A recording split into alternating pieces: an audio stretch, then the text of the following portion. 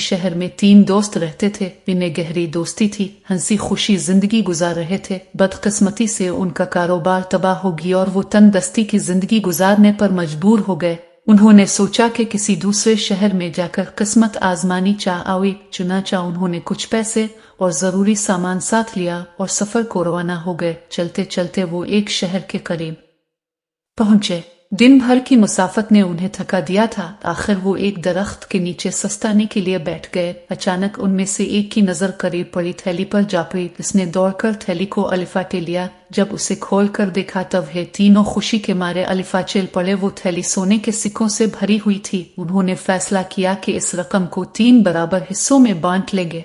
इसी दौरान उन्हें भूख लगी। उन्होंने अपने में से एक साथ को कुछ पैसे देकर बाजार भेजा कि खाने का कुछ सामान ले आए। जब वो खाना लाने के लिए रवाना हुआ तो बाकी 2 दोस्तों के दिल में लालच पैदा हो गया। उन्होंने सोचा कि जो नहीं हमारा अलिफ दोस्त खाना लेकर आएगा हम उसे मार डालेंगे और सारी रकम आपस में आधी आधी बांट लेंगे। कुछ ऐसा ही लालच उनके तीसरे दोस्त के दिल में भी पैदा हो गया, जो कि खाना लाने बाजार गया था।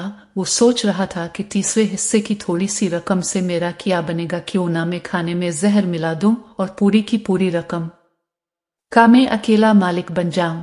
मगर फौराए ही यह ख्याल इसके दिल व दिमाग से गायब हो गया। उसने सोचा कि जहर मिला खाना खाने से मेरे दोनों दोस्त मर जाएंगे, रकम तो मेरे हाथ लग जाएगी, मगर दोनों का कत्ल मेरे सर हो जाएगा। पुलिस मुझे नहीं छोड़ेगी और मुझे जेल की सजा हो जाएगी और फिर मुझे फांसी पर लटका दिया जाएगा। उसने लालच को अपने दिल से झटक दिया। अलिफादेर दोनों दोस्तों के दिल में भी यही ख्याल आया कि हम रकम के लालच में इसे कत्ल तो कर देंगे, मगर इस जुर्म में हमें सजा बड़ी मौत हो जाएगी और ये रकम भी हमारे किसी काम की नहीं रहेगी। ये सोचकर उन्होंने फौराए कत्ल का मंसूबा अपने दिल से निकाल दिया। तीसरा दोस्त खाने लेकर पहुंचा। तीनों दोस्त खाने पर टूट पड़े। खाना खा के खुदा का शुक्र अदा किया और इस बात का भी शुक्र अदा किया कि वो लालच जैसी बारी बिला से बच गए हैं। आखिर में तीनों ने थैली से रकम निकाली। पहले सारी रकम गिनी, फिर इसे 3 हिस्सों में बराबर तकसीम कर ली और खुशी खुशी अपने घरों को रवाना हो गए। इस तरह वो तीनों इबरतनाक अंजाम से बच गए।